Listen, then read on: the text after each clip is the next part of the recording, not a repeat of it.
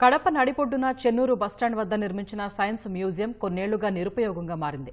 లక్షలు వెచ్చించి నిర్మించిన మ్యూజియం శిథిలావస్థకు చేరింది. అందులో పరికరాలన్నీ తుప్పుపట్టిపోయాయి.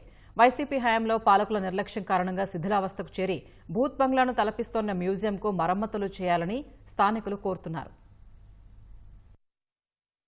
సైన్స్ మ్యూజియం 2006లో ప్రారంభించారు. ఎన్నో లక్షలు వెచ్చించి దాన్ని నిర్మించారు.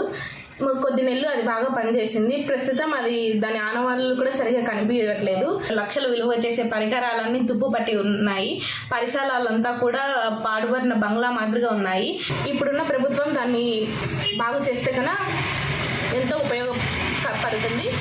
2006లో సైన్స్ మ్యూజియం అనేది కడప నడిబొడ్డున చెన్నూరు బస్టాండ్ దగ్గర ఏర్పాటు చేయడం జరిగింది. 2019 నుంచి దాన్ని పట్టించుకునే నాదుడు లేడు.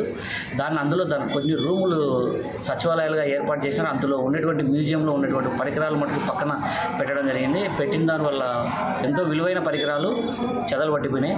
ఇప్పుడుండే కూటమి ప్రభుత్వమైన ఆ మ్యూజియాన్ని పట్టించుకుంటే చిన్నపిల్లలకు ఎంతో ఉపయోగపడుతుంది. గొప్ప లక్ష్యంతో కడప నగర యువతకు మంచి ఆదర్శప్రాయంగా చరిత్రను చూపే విధంగా ఉండాలని చెప్పి మ్యూజియాన్ని స్టార్ట్ చేయడం జరిగింది.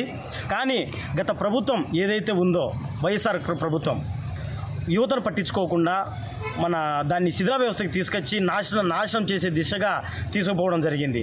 ఇప్పుడున్నటువంటి కలెక్టర్ గారు దాన్ని గుర్తించి లక్షలు విలువ చేసే సంపదను నాశనం కాకుండా కాపాడాలని కలెక్టర్ వారికి విన్నవించుకుంటున్నాం.